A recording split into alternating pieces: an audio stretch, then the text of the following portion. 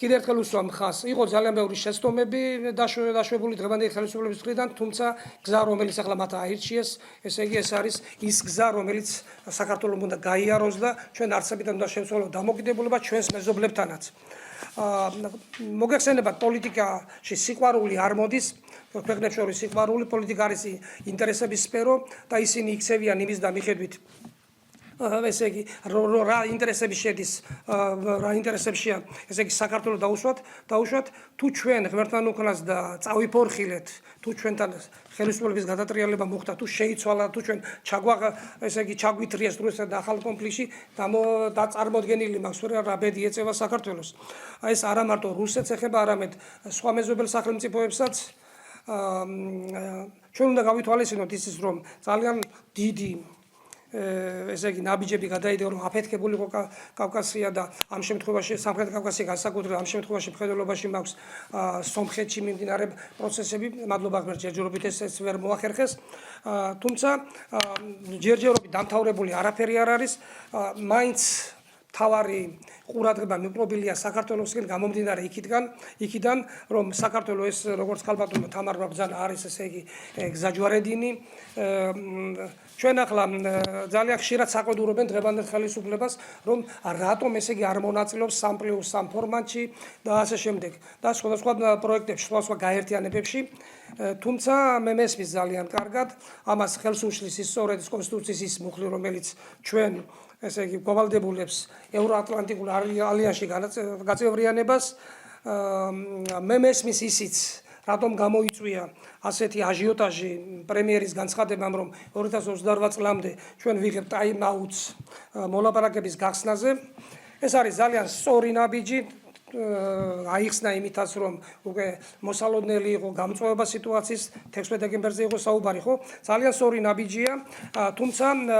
თუ თანმიმდევრული იქნება ხელისუფლება აი თავის პოლიტიკაში რომელიც მან აირჩია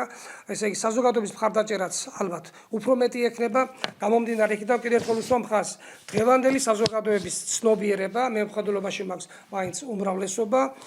განსხვავებული არსებითად იმ ცნობიერებისგან რომელიც შეიძლება ყოფილიყო დაუშვათ 10-15 წლის წინ და ამას სხვა პირობებმა შეუწყო ხელი აი რაც ხდება დღეს დაპირისპირება ესე იგი ხურისყო რუსთაველზე რაც ხდება საერთოდ სოციალური ქსელი არის ბარომეტრი რა ხდება ქვეყანაში ხო აი რაც ხდება თუნდაც სოციალურ ქსელში ჩვენ ვხედავთ რომ ესე იგი დაპირისპირების ესკალაციას ცდილობენ ეს ძალიან ისეთი კატასტროფული შედეგამდე შეიძლება მიიყვანოს დაუშვათ თუ ასე გაგრძელდა ეს ყველაფერი და რაც მოხდა თუნდაც 2 დღის წინ მე მხედველობაში მაქვს რუსთაველზე სასახლის გამოტანა, კუბოს გამოტანა, სადაც ესე იგი იყო გამოსახული მაცხოვარი და ამის დაწვა, რა თქმა უნდა, ეს ქრისტიანულ საზოგადოებაში უნდა იწვევდეს ძალიან სერიოზულ შეშფოთებას. აქ ამით ჩვენ გვეუბნებიან იმას, ლიბერალ ფაშისტები გვეუბნებიან იმას, რომ ყველაფერს რაც უკავშირდება ქრისტიანობას, სიწმინდეს, ქართულ იდენტობას, ესე იგი ტექსტს დააბიჯებენ, დაწვავენ, გადაგთელავენ, გაგვანადგურებენ და ასე შემდეგ. მე მაინც მგონია ერთი კიდევ რამაც ჩვენ შეგვიშალა ხელი რომ უფრო სერიოზულ სტადიაზე ყოფილიყო ესე იგი ქვეყანა და საზოგადოება ეს არის პროპაგანდის არ ქონა ანუ ესე იგი ნაკლები პროპაგანდა ხელისუფლების მხრიდან ესე იგი ხელისუფლება უფრო ახლოს უნდა ყოფილიყო ხალხთან უნდა გახსნილიყო დიალოგი მეტი ესე იგი დაუშვათ მე ვიცი რომ აი სატელევიზიო სახელმწიფო ტელევიზიებში არხებში ესე იგი არ იწვევენ ადამიანებს რომელსაც აქვთ ესე იგი სახელმწიფოებრივი აზროვნება არ იწვევდნენ სხვადასხვა ახლა გამოჩნდა რამდენიმე პოლიტოლოგი და ანალიტიკოსი ესე იგი სახელმწიფო არხებშიც აი ესე იგი პროპაგანდაში მოისუსტებდა ესე იგი ნაკლები იყო ეს პროპაგანდა რომ ესე იგი უფრო ორგანიზებული იყო ამ შემთხვევაში ოპოზიცია მათ ესე შეძლეს შეეტანათ ესე იგი დისონანსი საზოგადოებაში თუ დაუშვათ ჩვენ გავითვალისწინებთ იმ შეცდომებს რომელიც ქონდა თუნდაც ამ 12 წლის განმავლობაში თუ ჩვენ ხალხთან უფრო ახლოს მივალთ ამ შემთხვევაში ჩვენ გულისხმობს ხელისუფლება და ხალხი იქნება ერთი რა თქმა უნდა, საზოგადოება ერთნაირი არასდროს არ იქნება, ერთნაირად ვერ იაზროვნებს. განსხვავებული აზრები ყოველთვის შეიძლება იყოს, მაგრამ ჩვენ უნდა შევთანხმდეთ, რომ ჩვენ უნდა ვიყოთ თანამოაზრენი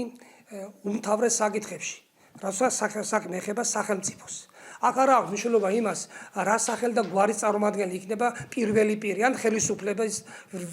რომელი ესე ადამიანებით იქნება დაკომპლექტებული. მთავარია ის ხელისუფლება, რომელსაც ჩვენ ვირჩევთ, რამდენად აზროვნებს სახელმწიფოებრივად, რამდენად დგამს ის სახელმწიფო ნაბიჯებს და რამდენად არის ახლოს ხალხთან.